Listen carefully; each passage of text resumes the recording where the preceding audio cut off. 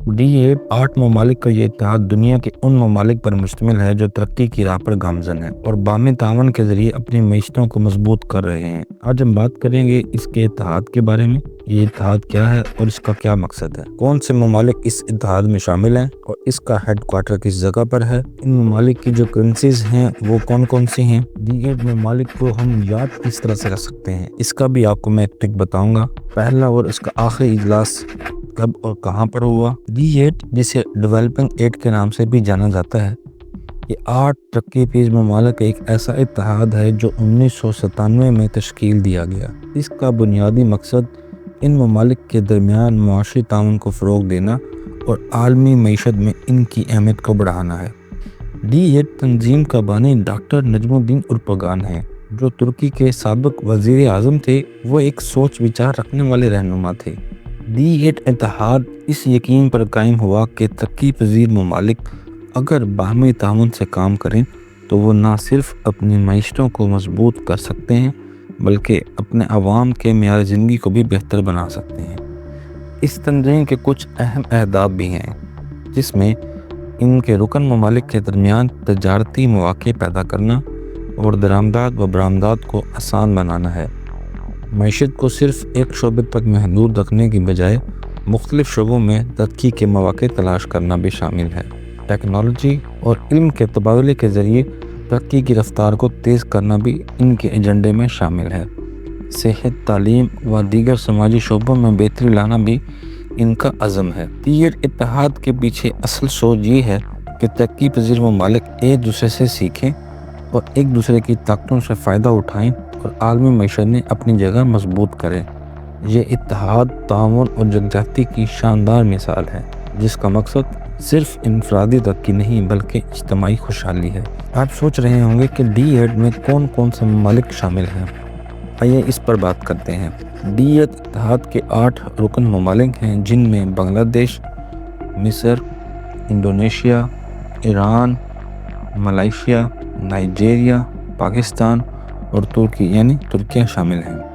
ये ममालिक मुख्तलिफ बराअज़मों से ताल्लुक़ रखते हैं, जो इस इत्तेहाद की जोग्राफ़ी अहमियत को भी ज़ाहिर करता है। एशियाई ममालिक में Bangladesh, Indonesia, Iran, Malaysia, Pakistan और तुर्की शामिल हैं, जबकि अफ्रीकी ममालिक में मिस्र और नाइजीरिया शामिल हैं। हर मुल्क अपनी मखसूस खसूसियात और ताकतों के ज़रिए D8 इत्तेहाद में अहम किरदार अदा करता है। जैसे कि बांग्लादेश दुनिया का 8वां बड़ा आबादी वाला मुल्क है और टेक्सटाइल इंडस्ट्री में नुमायाँ मकाम रखता है। इसी तरह मिस्र अफ्रीका और मशरिक़ वस्ती का एक अहम मुल्क जो सकाफ़ती और जोग्राफ़ियाई लिहाज से एक पुल का किरदार अदा करता है। इंडोनेशिया जनूब मशरिक़ एशिया की सबसे बड़ी मईशत और दुनिया की सबसे ज़्यादा मुस्लिम आबादी वाला मुल्क है। ईरान कुदरती वसाइल ख़ास तौर पर तेल और गैस के ज़ख़ायर के हवाले से आलमी अहमियत का हामिल है। मलेशिया एक उभरती हुई मईशत जो टेक्नोलॉजी और मैन्युफैक्चरिंग के शोबों में नुमायाँ मकाम रखती है। नाइजीरिया अफ्रीका की सबसे बड़ी मईशत और तेल की पैदावार में नुमायाँ मकाम रखता है। पाकिस्तान जनूबी एशिया का एक अहम मुल्क ज़राअत और टेक्सटाइल इंडस्ट्री में अपना किरदार अदा कर रहा है। तुर्की यूरोप और एशिया के संगम पर वाक़ एक माशी और सकाफ़ती मरकज़ है। ये ममालिक न सिर्फ अपनी जोग्राफ़ी अहमियत रखते हैं बल्कि आलमी मईशत में अपने पोजीशन को मजबूत करने के लिए मिलकर काम कर रहे हैं। इनका इत्तेहाद ज़ाहिर करता है कि मुख्तलिफ़ खित्तों और सकाफ़तों के ममालिक बाहमी तावन से बड़े मकसद हासिल कर सकते हैं। D8 का सदर मकाम यानी इसका हेड क्वार्टर इस्तांबुल तुर्किया में वाक़ है। ये शहर जो यूरोप और एशिया के संगम पर वाक़ है, जोग्राफ़ी और सकाफ़ती एतबार से एक मुनफरिद हैसियत रखता है। इसी वजह से इस्तांबुल को इस इत्तेहाद के इंतज़ामी मरकज़ के तौर पर मुंतखब किया गया है। D8 ममालिक की मजमूई आबादी तकरीबन 1.1 अरब अफराद बनती है, जो कि दुनिया की मजमूई आबादी का एक बहुत बड़ा हिस्सा है।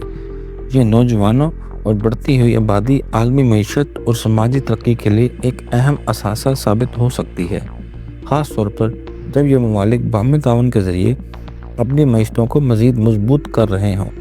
इस बात से अंदाज़ा लगाएं कि आबादी के लिहाज से इंडोनेशिया दुनिया का चौथा बड़ा मुल्क और इसी दौर में پاکستان 5ویں نمبر پر اور بنگلہ دیش 8ویں نمبر پر آتا ہے، اور نائجیریا افریقہ کا سب سے بڑا آبادی والا ملک ہے۔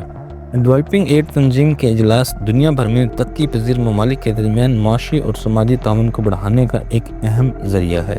پہلا D8 اجلاس 1997 میں استنبول، ترکی میں منعقد ہوا تھا، اور اس اجلاس نے D8 تنظیم کی بنیاد رکھی۔ اس اجلاس میں رکن ممالک نے باہمی اقتصادی تعاون کے لیے ایک مضبوط پلیٹ فارم قائم کرنے کا فیصلہ کیا۔ D8 کا ورچوئل اجلاس 2021 میں منعقد ہوا تھا، جس میں عالمی وبا کووڈ-19 کے اثرات پر بات کی گئی۔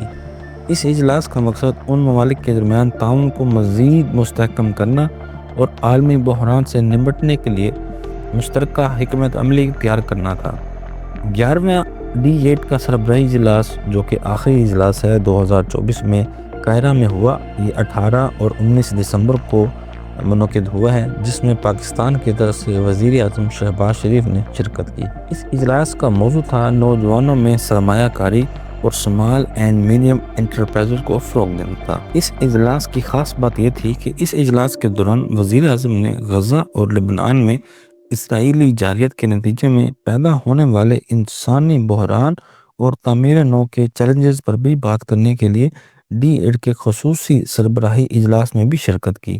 تنظیم نوجوانوں کی ترقی، ٹیکنالوجی، ماحولیاتی تحفظ، سائنس اور اختراع کے شعبوں میں اپنی حیثیت کو مزید مستحکم کرے گی، عالمی سطح پر اپنی اہمیت کو بڑھانے کی سمت میں قدم اٹھائے گی۔ بات کرتے ہیں کہ ان ممالک کو کیسے یاد رکھا جائے۔ D8 ممالک کے ناموں کو دیر تک یاد رکھنے کے لیے ایک فقرہ بنایا گیا ہے۔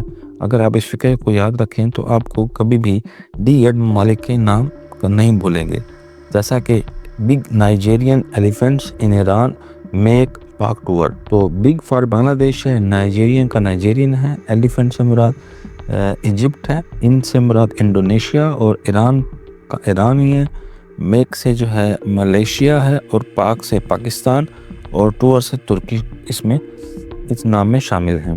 D8 کی اہمیت کو سمجھنا بہت ضروری ہے، کیونکہ یہ عالمی تعاون کی بہترین مثال ہے، جہاں ترقی پذیر ممالک اپنے مسائل کا حل ایک دوسرے کے ساتھ مل کر تلاش کرتے ہیں۔ D8 نے نہ صرف معاشی تعلقات کو بڑھایا ہے، بلکہ عالمی سطح پر مضبوط روابط، پائیدار ترقی اور نوجوانوں کی ترقی کے لیے ایک طاقتور فورم کے طور پر کام کر رہا ہے۔ دوستو، اگر آپ کو یہ ویڈیو پسند آئی تو براہ کرم ایک لائک اور سبسکرائب ضرور کریں، اور مزید اس میں امپرومنٹ کے لیے یا اپنے خیالات کے اظہار کے لیے آپ کمنٹ سیکشن میں اپنی رائے ضرور دیں۔